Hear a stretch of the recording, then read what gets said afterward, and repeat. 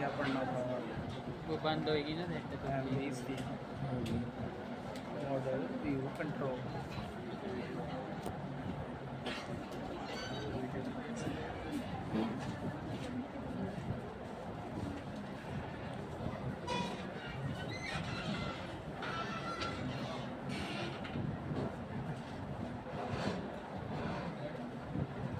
तो आज हम लोग वैलिडेशंस पढ़ेंगे।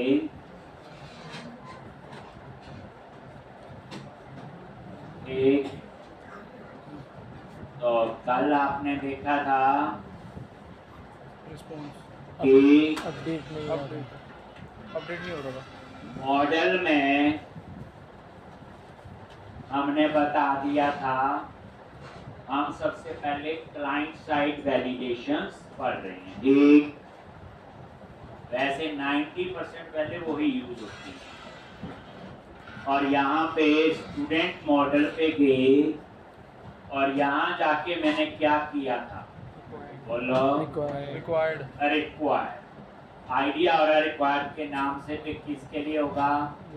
एक ये लगा, लेकिन अब ये डाटाबेस में चेंज होना चाहिए तो उसके लिए मैंने क्या किया था?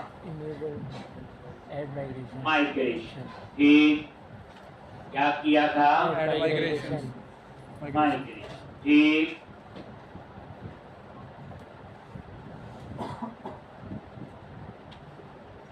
और यहाँ पे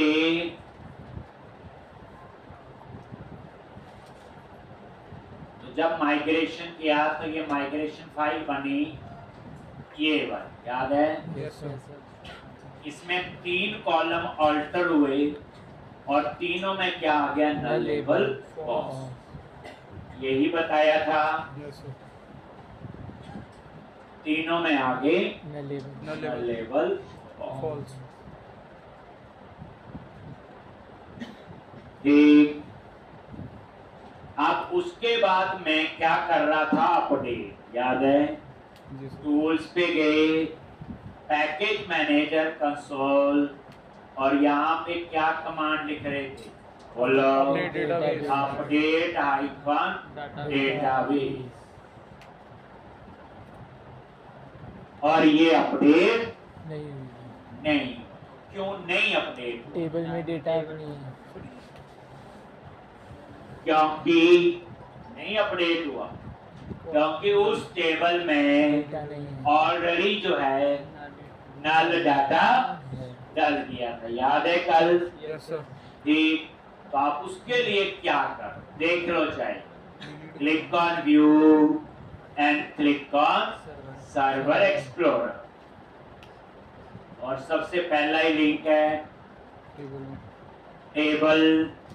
स्टूडेंट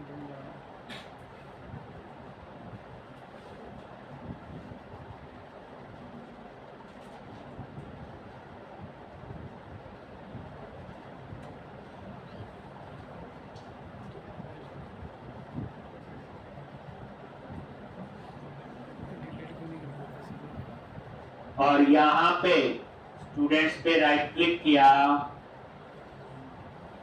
शो टेबल डेटा, इसमें जाओ, स्टूडेंट्स पे राइट क्लिक किया, शो टेबल डेटा, और एक बार ये चेक कर।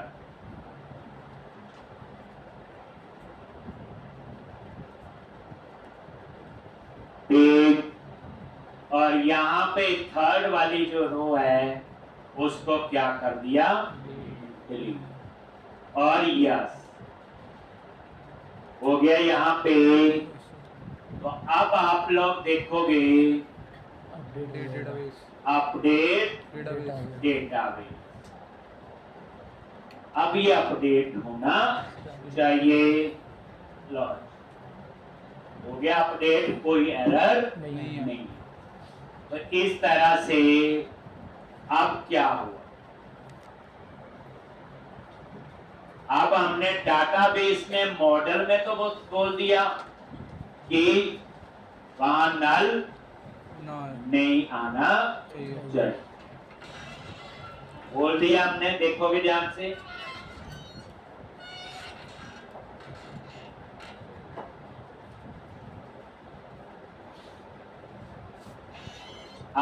स्टूडेंट लिस्ट पे क्लिक किया, न्यू स्टूडेंट, और जैसे सेव पे क्लिक किया HTTP not found. ये सर्वर पे चला गया। कहां पे गया ये? सर्वर पे। और सेव चेंजेस पे जाके उसने एरर दे दी, और एरर वही है इसकी, वैलिडेशन फेल। यार कोई ना कोई वैलिडेशन फेल। तो वैलिडेशन ने तो अपना काम करना शुरू कर दिया, लेकिन बात तो वही हो गई है, तो बेचारा सर्वर पे चला गया और वहां जाके उसने एरर दी। हम चाहते हैं वो सर्वर पे ही ना जाए, ठीक? तो उसके लिए आप क्या करो, हम यहाँ ब्रेक पॉइंट लगा के रख लेते हैं, ठीक? क्योंकि ये तो सर्वर का कोड है जो ASP.NET का लिख रहे हो। तो अब आप क्या करो, जो क्रिएट का व्यू बनाया है उस व्यू पे गए, गो टू व्यू, और यहां पे एक नई चीज देखोगे, वैलिडेशन के लिए एक बंडल बनाओ। पहले आप उस बंडल को देखो, कहां पे? ऐप स्टार्ट में गए, बंडल कॉन्फ़िग में, और यहां पे अभी तक आपको बूटस्ट्रैप वाला पता है, यहां पे ये वाला बंडल है आपका jQuery वैल, मतलब वैलिडेशन। और इस बंडल में कौन सी फाइल ऐड है?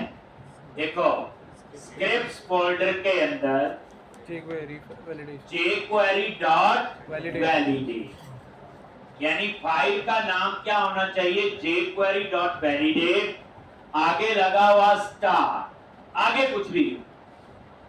इसका मतलब है कि इस बंडल में पहली बात वैलिडेशन वाली फाइल, और वो फाइल कहां पे है? Scripts folder. हम देख लेते हैं साथ में, स्क्रिप्ट्स फोल्डर पे गए और यहां नजर मारो jQuery validate dot js, jQuery validate dot min dot js, jQuery validate dot, ऐसे ये 4-5 फाइल है वैलिडेशन वाली नाम से, और सबके नाम के आगे jQuery डॉट वैलिडेट। तो इन्होंने क्या किया, स्क्रिप्ट्स फोल्डर के अंदर जिस फाइल का नाम बिगिनिंग में यही होगा jQuery डॉट वैलिडेट, स्टार का मतलब उसके आगे जो मर्जी नाम, ये क्या करेगा, स्क्रिप्ट फोल्डर में उन सभी वैलिडेशन वाली फाइल को उठा लेगा जिसके नेम के आगे क्या है, jQuery डॉट वैलिडेट, स्टार का मतलब आगे की सारी। तो इसका मतलब ये हो गया बच्चे, ये जो बंडल है आपका, एक Validation के साथ हो गया. ये जो बंडल है आपका, एक ये वैलिडेशन के लिए बना। अब हम देखते हैं ये बंडल लेआउट पे ऐड है कि नहीं। चलो, तो हम कहां जाएंगे? व्यूज के अंदर शेयर, और शेयर के अंदर लेआउट। यहां पे बंडल ऐड है कंटेंट स्लैश CSS, यानी कि ये वाला ऐड है, ठीक? तो मैंने यहां पे मैच क्या लिख दिया, यहां पे ये वाला है, ठीक? उसके बाद दूसरा मॉडर्नाइजर, ये है ना, Yes sir. तो यहां पे देखो मॉडर्नाइजर वाला है, Yes sir. नीचे सर नीचे. ये है, ठीक? और यहां पे मैच, ठीक है, ये भी है, और दो ही बंडल थे ऊपर, नीचे आ जाओ, एक ही है, क्या नाम है? Bundle slash jQuery। देखो, बंडल स्लैश jQuery, यही पहले वाला ही है ना ये, तो ये भी मैच, ठीक? और कौन सा है? Bundle slash bootstrap bootstrap.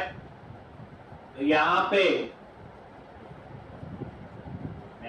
Bundle step bootstrap. तो ये देखो, ये बंडल भी ऐड है आपका कहां पे, लेआउट पे। ये बंडल भी ऐड है कहां पे, लेआउट पे। इसी तरह से ये वाला बंडल भी ऐड है और ये भी। नीचे वाला नहीं है। वो ठीक है, ये साथ एक और निकाल लो। ठीक, और ये बंडल आपका ऐड।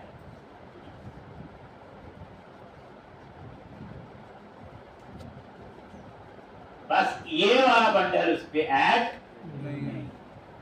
क्योंकि जो बंडल लेआउट में ऐड हो गया वो तो ऑटोमेटिकली सारे व्यू पे एक्सेस हो जाएगा, नहीं हो जाएगा, यस क्योंकि सारा डिजाइन तो लेआउट से चल रहा है।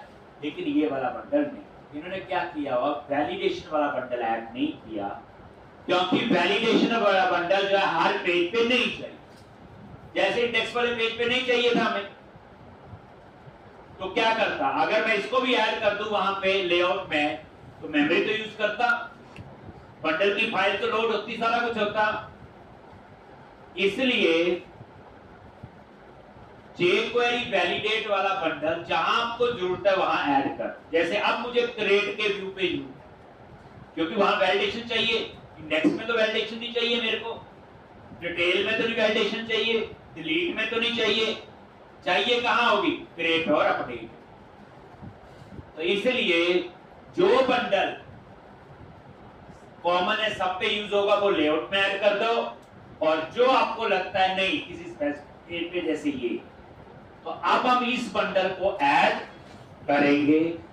तो एक रूल आप याद रख लो, लेआउट पे जाओ, हमेशा याद रखना, JS फाइल नीचे, HTML CSS सारी ऊपर। ये डॉम है, डॉक्यूमेंट ऑब्जेक्ट मॉडल। ये टॉप टू डाउन अप्रोच को फॉलो करता, पहले डॉम लोड होना चाहिए और उसके बाद आपका जावास्क्रिप्ट वगैरह। इसलिए हमेशा कोशिश करो, देखो आप जावास्क्रिप्ट ऊपर भी ऐड कर दोगे तो भी एरर नहीं आएगी, चलेगा, लेकिन एक गाइडलाइन होती है कि ऐसे करना है। ठीक, हम उसकी बात कर रहे हैं। ठीक, तो अब यहां पे मैं इसे लास्ट में, तो इन्होंने क्या किया हुआ, एक सेक्शन बनाया हुआ, that is called render section. Render section का एक जगह है जहां पे मैं चाहता हूं कि मेरी जावास्क्रिप्ट वाला बंडल लोड हो या जावास्क्रिप्ट वाली फाइल। तो उस सेक्शन का नाम क्या है, स्क्रिप्ट्स। आप ये नाम कुछ भी रख सकते हो। और मैं इसको कैसे यूज करूंगा, देखो, क्रिएट वाले पेज पे गए, पूरी इस बात समझो, व्यू पे आ गए और सबसे लास्ट में आपने लिखना है एक्शन, बड़ी इंपॉर्टेंट चीज है बच्चे, और ये उस रेंडर सेक्शन का नेम। इसका मतलब क्या होगा कि जो जावास्क्रिप्ट वाली चीज है वो कहां पे लोड होगी, बिल्कुल लास्ट में इस जगह पे। तो रेंडर सेक्शन क्या एक ब्लॉक है, उसका नाम दे दिया कि यहां पे मेरी जावास्क्रिप्ट जो भी चीज है वो डाउनलोड हो। ये बच्चे आया स्क्रिप्ट, ये मल्टीपल भी हो सकते हैं, ऐसे स्क्रिप्ट 1, ये कोई कीवर्ड नहीं है, स्क्रिप्ट जिस पेज पे चाहिए उस पे आप क्या करो, उस नाम से सेक्शन बनाओ और उसके अंदर वो ऐड। कोई पूछे रेंडर सेक्शन मल्टीपल हो सकते हैं, यस। ऐसा क्यों कर रहे हैं, पहली बात, अगर मैं ये नहीं करूंगा तो वो जावास्क्रिप्ट के ऊपर सबसे पहले लोड हो जाएगी। लेकिन रूल क्या कहता है कि पहले आपका HTML डाउनलोड हो फिर जावास्क्रिप्ट चाहिए। इन्होंने क्या किया हुआ, हमें एक सेक्शन बना दिया, एक स्क्रिप्ट। एक, अब हम इस सेक्शन पे क्या करोगे, कैसे लोड करोगे, देखो ध्यान से, यहाँ पे आ गई क्या लिखा, सेक्शन एस स्मॉल में लिखना है, और ये स्क्रिप्ट कीवर्ड नहीं है जो ये नाम ये, और यहां पे कौन सा बंडल कॉल करना है, स्क्रिप्ट डॉट रेंडर। जब जावास्क्रिप्ट हो तो स्क्रिप्ट, जब सीएसएस हो तो स्टाइल होता है। ये देखा होगा आपने लेआउट में, ये स्क्रिप्ट नहीं तो स्टाइल। ठीक, तो अब यहां पे ये आपका आ, और इसके बीच में क्या करो, बंडल पे जाओ और ये वाला बंडल कॉपी कर, कौन सा, वैलिडेशन वाला, और इसको आप यहाँ पे पेस्ट कर दो। ये चीज मैंने बताया।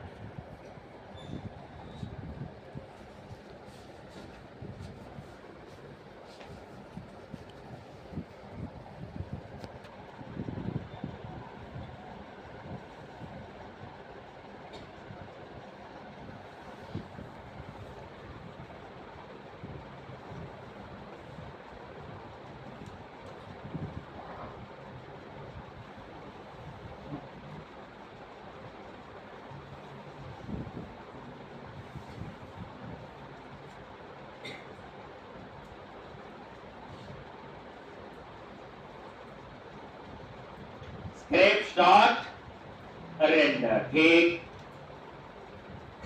Bundle dot slash jQuery val,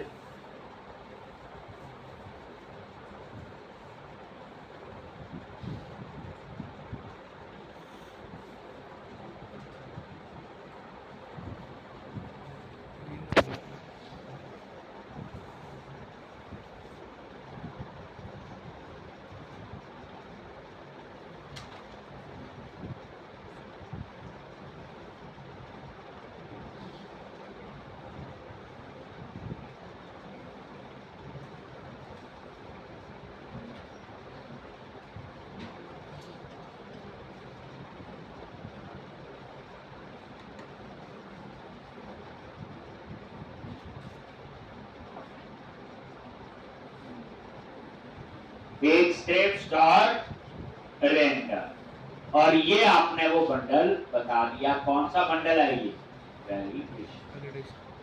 फिर अब ये क्या करेगा, लेआउट में जाके सबसे लास्ट में इसे लोड कर, बस ये फायदा है, ठीक। तो और ये बंडल आपने यहाँ पे ऐड कर दिया। अब आप इसे रन करके समझो,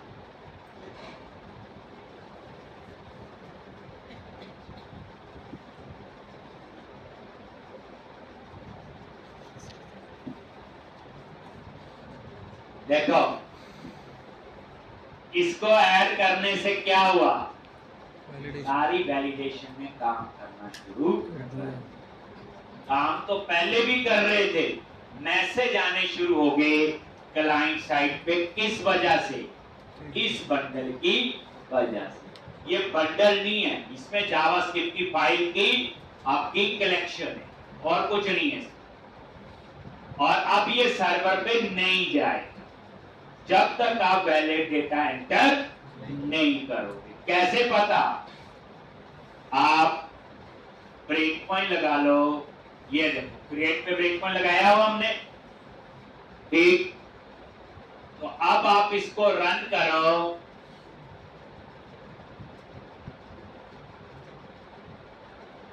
स्टूडेंट लिस्ट और न्यू, जैसे सेव पे क्लिक किया, देखो अब मैं चाहता हूं ये मैसेज थोड़े ठीक करने, यहां लिखा रहा था नेम फील्ड इज रिक्वायर्ड, तो ठीक लग रहा है, address field is required, age field is required. देखो एज पे मैंने नहीं लगाया रिक्वायर्ड, उसका ऑलरेडी नल लेवल फॉल्स है, डाटा टाइप इंटीजर, और ई आ गया। अब यहां पे तो अगर आप ये मैसेज कस्टमाइज करना चाहते तो आप मॉडल पे जाओ और यहां पे जैसे ये लिखा आ रहा है रिक्वायर्ड, इसके अंदर लिख दो एरर मैसेज और यहाँ पे जो आप लिखना चाहते हो। अब ये मैसेज आएगा, name empty, name can not be empty. कुछ भी मैसेज आप देना चाहो दे सकते। ऐसे ही ईमेल, ईमेल पे चाहते हो कि प्रॉपर ईमेल एड्रेस ही एंटर होना चाहिए, तो क्या लिख दिया? Email address. ईमेल। ठीक, क्या कर दिया आपने? ईमेल।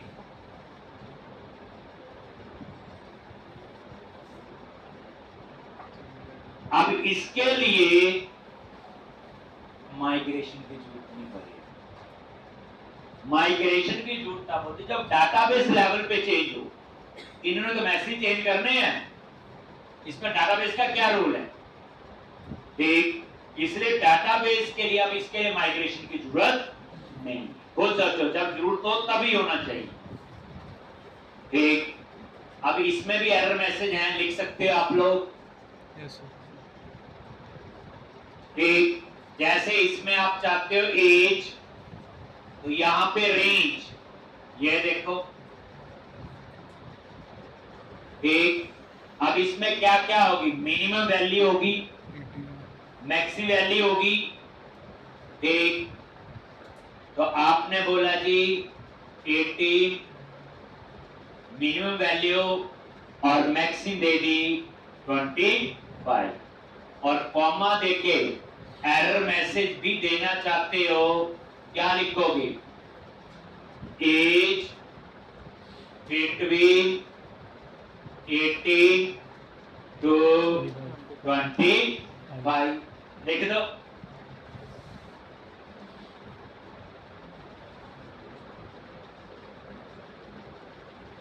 ठीक, एज बिटवीन आपने 18 to 25 ये लगा दिया। इसके ऊपर रेंज, इसके लिए भी डाटाबेस में कोई चेंज करने की जरूरत नहीं है। ईमेल एड्रेस, मैसेज तो आ जाएगा, अगर मर्जी का मैसेज देना है क्या लिखोगे? एरर मैसेज, तरीका समझ लो। और क्या लिखते हो यहाँ पे? Enter valid email address. कुछ भी आपने ऐसे लिख दिया, लिखो।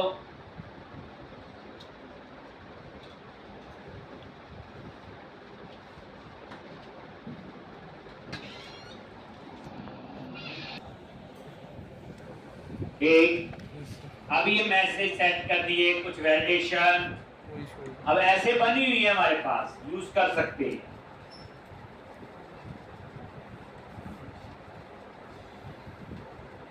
स्टूडेंट प्लीज, और यहां पे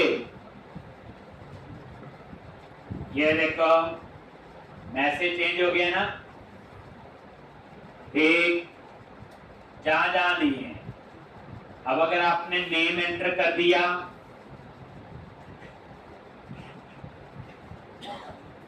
एड्रेस, जैसे एज 22 ठीक, आपने एंटर कर दिया 26, देखो आ गया मैसेज, एज बिटवीन 18 to 20। ठीक, तो इस तरह से कि जब तक वैलिड डेटा नहीं एंटर करोगे तो ये सर्वर पे नहीं जाने। ये देखो ईमेल, अगर आपका ईमेल प्रॉपर नहीं है, ये देखो नहीं है, आगे ना एंटर वैलिड ईमेल। ईमेल पे दो वैलिडेशन है, रिक्वायर भी है और ईमेल एड्रेस भी। पहले रिक्वायर चेक किया, फिर उसके बाद अब यहाँ पे प्रॉपर ईमेल लिखोगे तो ही वो सर्वर पे जाने देगा। आगे यहाँ पे, और ये देखो सेव पे क्लिक किया,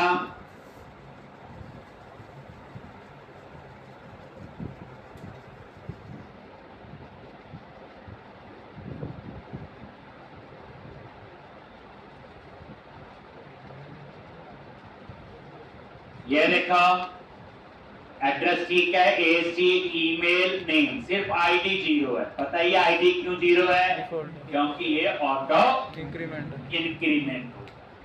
F10 null, add, save changes और redirect action और इस तरह से ये देखो। तो वैलिडेशन ने पहले काम किया, आपने देखा ये देखो। अब सर्वर पे नहीं जा रहा है जब तक एक आप वैलिड डेटा एंटर नहीं कर। ब्रेक पर लगाया हुआ नहीं जा रहा है सर्वर पे। तो पहली बात आपको जो समझ आई कि जो ये लाइन मैंने लिखी इसने सिर्फ जावास्क्रिप्ट के मैसेज दिए और जावास्क्रिप्ट कहां रन होती? Client side. ठीक, तो ये चीज इंपॉर्टेंट है जो आपने याद रखना है। ठीक है जी। अब उसके बाद यहां मैं चाहता हूं यहां हेडिंग चेंज हो जाए, स्टूडेंट नेम आ जाए लिखा हो। क्या आ जाए? Student address, display name, student age, student email. तो क्या करोगे? चेंज करने पड़ेंगे इंडेक्स की वो में। ठीक नहीं, आप उसके लिए क्या करोगे? यहां पे गए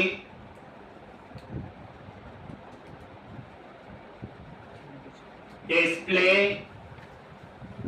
ये और यहां पे नेम स्टूडेंट नेम।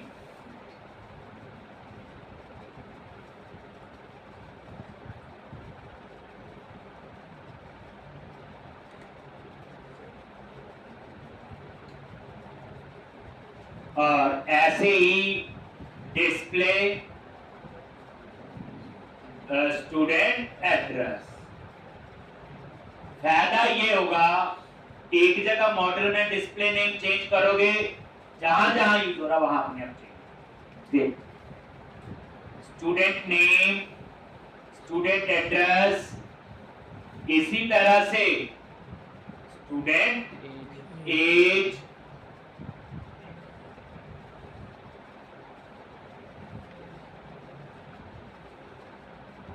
और student email.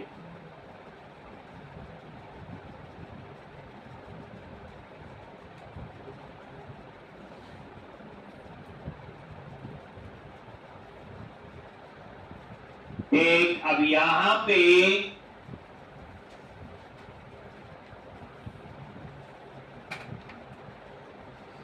Student name, address, as और ईमेल।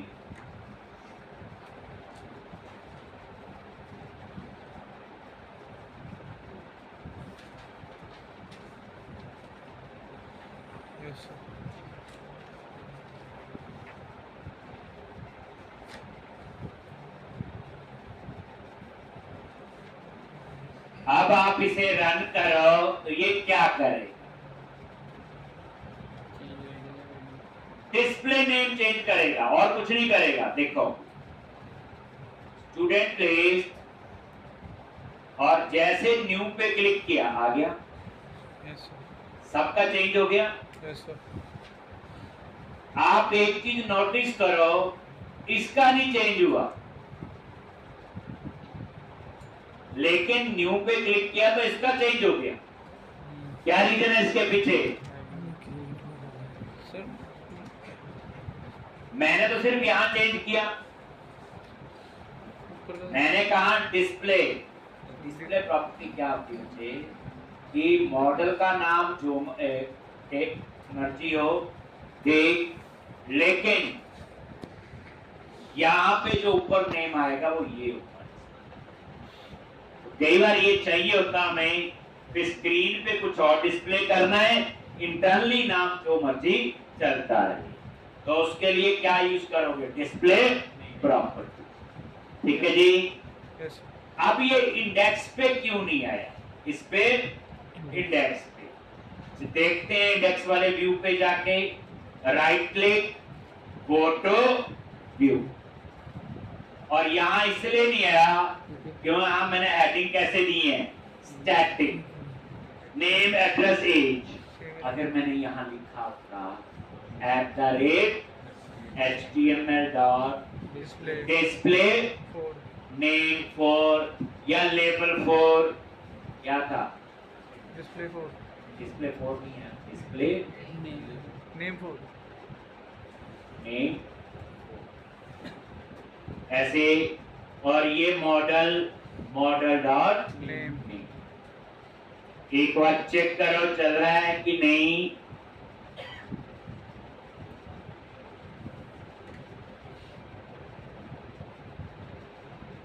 ये देखो आ गया ना स्टूडेंट नेम। आप समझ आया HTML हेल्पर को यूज करने का फायदा? मॉडल में एक जगह चेंज किया, फिर नेम की जगह स्टूडेंट नेम आए, तो वह सभी जगह तो आप इसको चेंज कर सकते हैं। समझो चीज को, नेम और यहाँ पे एड्रेस, यहाँ पे एज, एज यहाँ पे ईमेल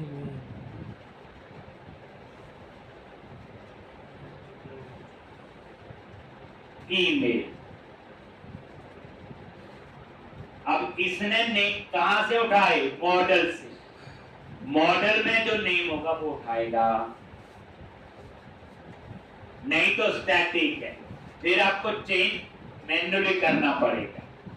इसका फायदा ये हो गया कि आपने एक जगह चेंज किया, ये देखो रिफ्रेश करो, यहां भी चेंज हो गया, ये देखो न्यू स्टूडेंट पे भी चेंज हो गया। तो इस तरह से बच्चे जो ये HTML हेल्पर से display name for, label for, column के नेम आता है वहां से। मैसेज ठीक, अगर आप चाहते हैं कॉलम का नेम कई बार डेवलपर ऐसे रख लेता है, लेकिन स्क्रीन पे तो प्रॉपर डिस्प्ले होना चाहिए, तो हम क्या करते हैं उस केस में? मॉडल में जाके डिस्प्ले प्रॉपर्टी सेट कर देते।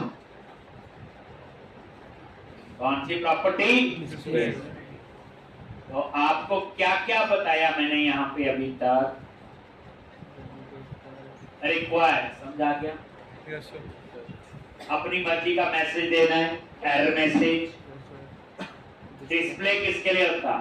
नेम के लिए जो नीचे मेंबर है उसकी जगह डिस्प्ले नेम क्या आना चाहिए जो स्क्रीन पे नजर आए। ये रिक्वायर्ड डिस्प्ले। रेंज कहाँ चला? 18 एज में, इसमें कोई रेंज देनी है, आ गया।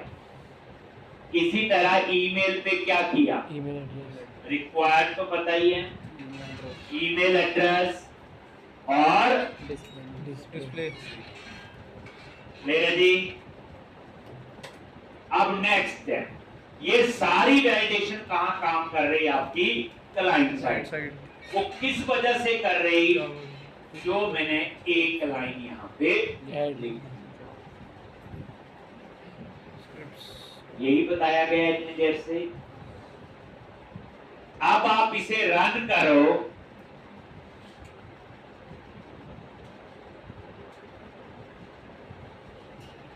जैसे हम इस पे क्लिक करते हैं तो ये पेज सर्वर पे नहीं जा रहा। अगर ये पेज सर्वर पे जाएगा तो आपका ये वाला कोड चलेगा।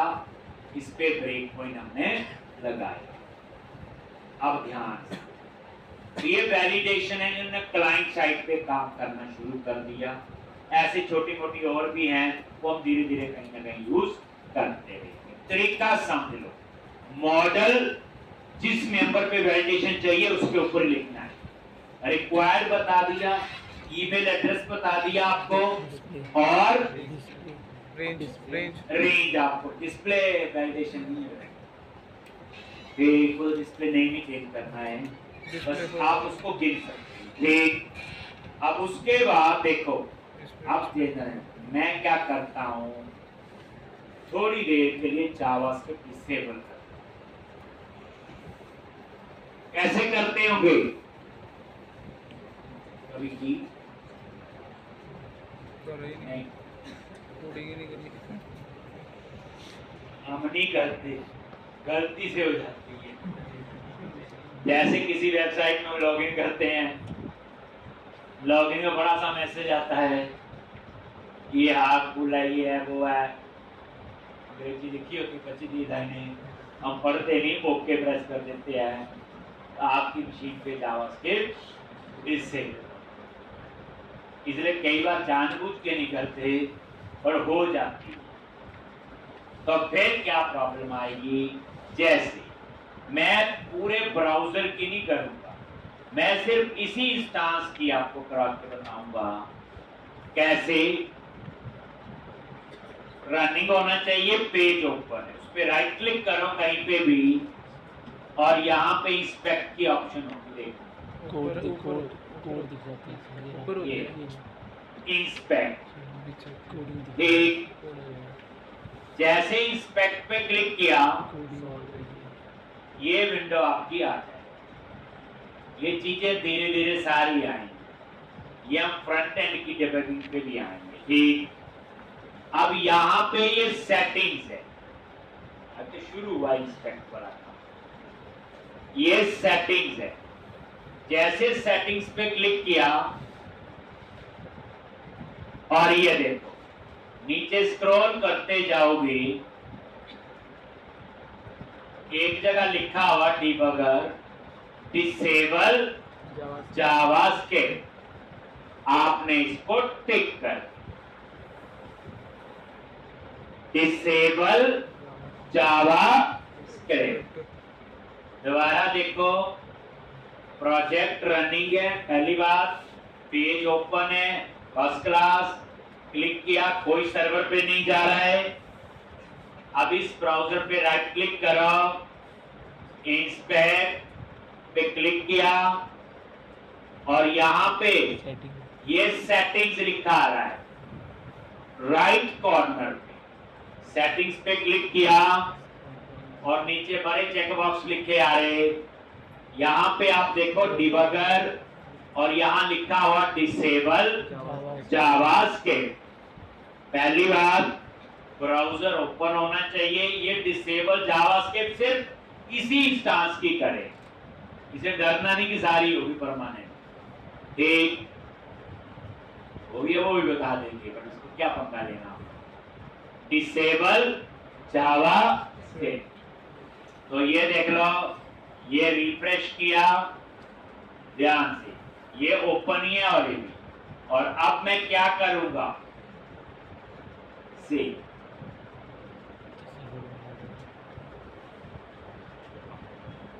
सेव पे क्लिक कराओ, आगे यहाँ पे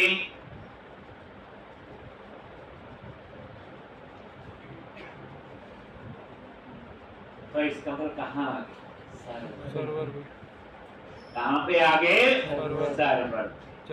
और जैसे इसमें जावास्क्रिप्ट नहीं काम कर डिसेबल्ड है, सर्वर पे आगे और यहाँ पे आके ये मुझे एरर देगा, लेकिन ये अच्छा थोड़ी लगता है ऐसा एरर। ठीक, तो आप क्या करो, तो अब हम सर्वर साइड पे भी चेक लगाएंगे यहां कि अगर जावास्क्रिप्ट डिसेबल्ड है और गलती से आप यहां पहुंच गए तो हम यहां भी चेक लगाएंगे, क्या लिखेंगे, एक मॉडल, ये कोड चेंज हो जाएगा बच्चे सारा, बड़ा कुछ है, model state dot is valid, और ये जो इज वैलिड है ये बूलियन टाइप का है, देख लो F12 प्रेस किया, किस टाइप की प्रॉपर्टी है, बूलियन टाइप की है और रीड ओनली कहती है ना केला।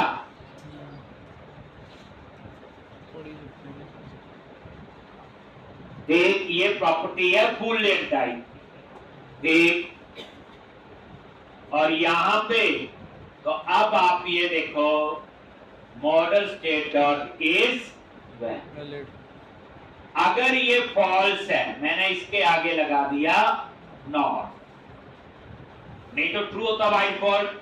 अगर वो फॉल्स है तो वो क्या करे, यहीं से रिटर्न हो जाए, नीचे का कोड ना चले। और रिटर्न में क्या करे, उसी व्यू पे रहे जहां से आप आए।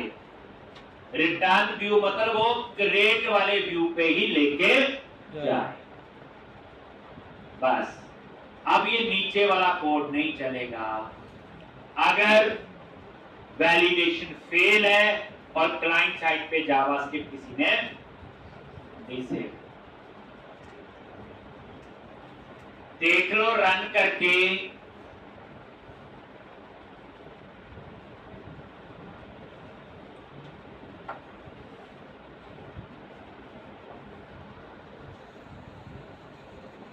Student list,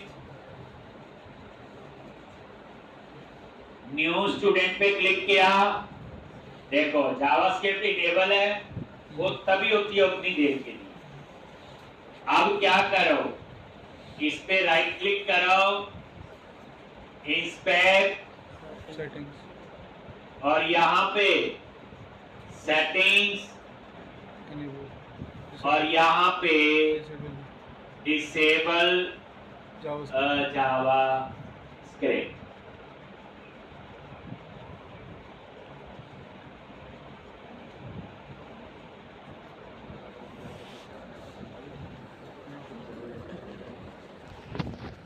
disable JavaScript. ठीक, तो ये इंस्पेक्ट वाली विंडो ओपन ही रहेगी। इसको रिफ्रेश करो और ये देखो, जैसे सेव पे क्लिक किया तो सर्वर पे जाएगा और F10। अब ये वैलिड नहीं, फॉल्स है, और सीधा यहीं से रिटर्न हो गया और नीचे का कोड नहीं। और ये देखोगे वो उसी व्यू पे वापस चला गया। लो देखो वही मैसेज आ गई। देखने वाले को नहीं पता चला कि जावास्क्रिप्ट में कुछ गड़बड़ी हुई। देखो वापस उसी व्यू पे आ गया। तो ये था जो मैंने आपको बताया। ठीक, हाँ, अगर आप ठीक डेटा डालते हो, जैसे ये नेम, एड्रेस, एज, सेक, ये आपने, तो यहाँ पे सेव पे क्लिक किया, आगे ये देखो वैलिड है, ठीक है, ऐड, सेव, और सारा काम आपका हो गया। समझे यहाँ? समझना तो पड़ना ही है। ऊपर जाओ, जो मर्जी करो, जॉब करनी है, सारा पता होना चाहिए। अब हमने किया क्लाइंट साइड पे वैलिडेशन के लिए, वैलिडेशन तो मॉडल पे अप्लाई कर स्टेप से आप, उसके बाद वैलिडेशन ने तो काम करना शुरू कर दिया, लेकिन मैसेज नहीं आ रहे थे क्लाइंट साइड पे, वो सर्वर पे जा रहा था। तो उसके लिए हमने क्या किया, एक बंडल बना हुआ वैलिडेशन का, और उसको हमने क्रिएट एचटीएमएल वाले व्यू पे ऐड कर, उसी पेज पे ऐड किया। तो वैलिडेशन उसी पेज पे चाहिए, इंडेक्स पे ऐड नहीं किया। उसके लिए एक जगह बनी हुई है, एक रेंडर सेक्शन है, जहां पे वो जावास्क्रिप्ट लोड होनी चाहिए। तो सेक्शन का नाम कहां से उठा दिया मैंने, लेआउट से। एक फर्स्ट क्लास क्लाइंट साइड पे जावास्क्रिप्ट चल रही थी, वैलिडेशन काम कर रही थी, लेकिन अगर क्लाइंट साइड पे जावास्क्रिप्ट डिसेबल हो गई तो उसने जाना शुरू कर दिया सर्वर। ठीक, फिर सर्वर पे जाके भी हमने चेक कर लिया model state dot is valid की जो डेटा है वो वैलिड है कि नहीं। अगर वो फॉल्स है तो यहीं से वापस हो जाएगा और आपको उसी व्यू पे रखे। बस ठीक, तो इस तरह से ये क्लाइंट साइड वाला काम। मान लो अब मेरी रिक्वायरमेंट है कि मुझे वैलिडेशन लगानी है कि ईमेल डुप्लीकेट नहीं होना चाहिए। अब ये चीज आप यहां तो नहीं बना सकते,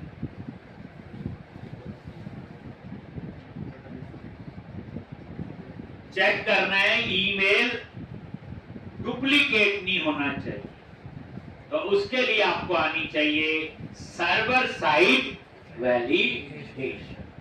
कौन सी आनी चाहिए? Server side. अब इसका कोड कहां लिखेंगे? कंट्रोलर में जाओ और अगर वैलिड है तो यहां ईमेल डुप्लीकेट ईमेल वैलिडेशन यहां, ठीक। तो यहां पे कुछ 5-7 लाइन का कोड हम लोग लिखते हैं। अब ये जो वैलिडेशन होगी किसकी होगी? सर्वर। इसे बोलेंगे सर्वर साइड वैलिडेशन। देख तो क्या करोगे?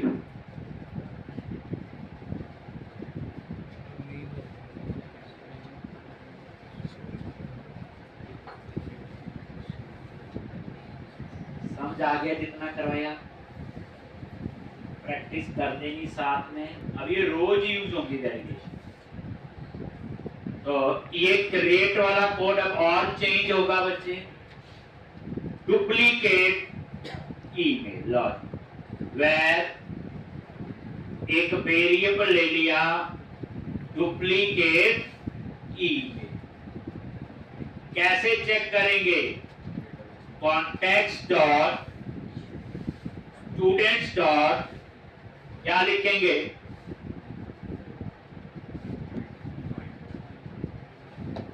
हम लिखते थे डॉट फाइंड, फाइंड करने के लिए, लेकिन यहां फाइंड काम नहीं करेगा। मैंने लिखवाया हो कि फाइंड हमेशा प्राइमरी की के साथ फाइंड करता है। हमें तो फाइंड ईमेल करना है जो नॉन प्राइमरी की कॉलम है, तो इसलिए यहां फाइंड काम नहीं करेगा। उसकी जगह यूज करेंगे फर्स्ट और डिफॉल्ट। देख लो, फाइंड हमेशा किसके साथ फाइंड करता है? सिर्फ प्राइमरी। वो नॉन प्राइमरी की पे फाइंड नहीं करता। उसके लिए क्या चाहिए? काम इसका ही वही है, फाइंड ही करेगा, एक ही रिकॉर्ड देगा, डिस्प्ले नहीं है, फाइंड ही है। बस डिफरेंस ये है कि फर्स्ट और डिफॉल्ट प्राइमरी की पे भी फाइंड कर देता है और नॉन प्राइमरी की पे भी फाइंड कर देता है। ठीक, जैसे यहां पे स्टूडेंट, ये लैम्डा एक्सप्रेशन एस, और यहां लिखा एस डॉट ईमेल, और ये ईमेल चेक कर ली जो व्यू से आ रही। ऊपर जो है स्टूडेंट डॉट ईमेल और एंड विथ सेमी।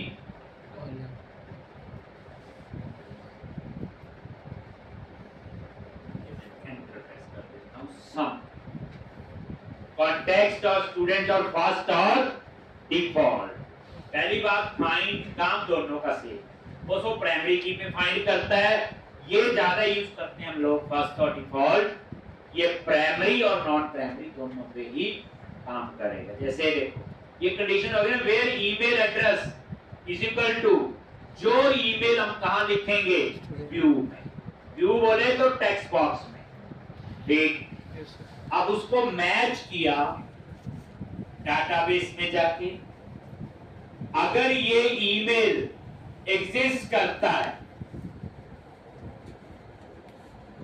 कैसे पता चलेगा? If duplicate email is not equal to, अगर वो एग्जिस्ट करता है तो नॉट इक्वल टू नल।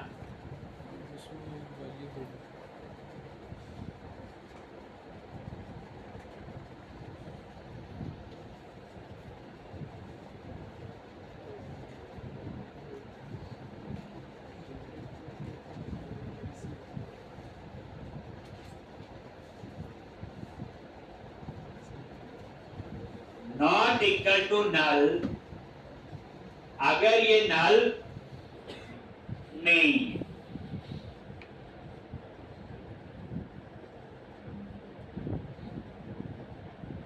तो इफ के अंदर आएगा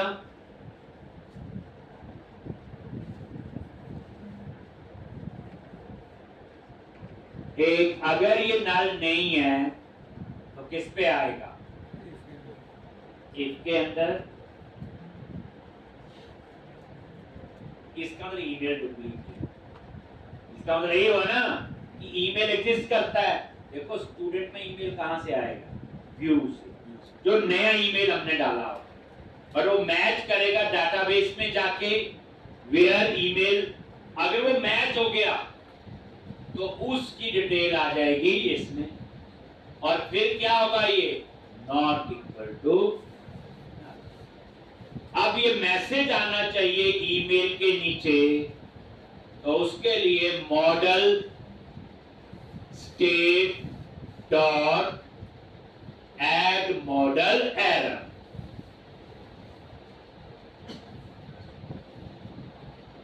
और ये एरर कहां पे आए? बोलो ईमेल। ये ईमेल कौन सा है? हम बात कर रहे हैं ये वाला। ये मैसेज आए कहां पे है? इस वैलिडेशन मैसेज फॉर्म में आना चाहिए, और इसका क्या नाम है? ईमेल। इसलिए वो ईमेल मैंने वहां लिखा है, और यहां पे आप मैसेज दे दो email in use lot. Email in use, और यहीं से रिटर्न हो जाओ। नीचे का कोड तो चलाएंगे नहीं, और फिर कहां रहेगा? उसी व्यू। नीचे का कोड तो नहीं चले। ब्रेक पॉइंट लगा, ये लॉस। ठीक डेटा डालो,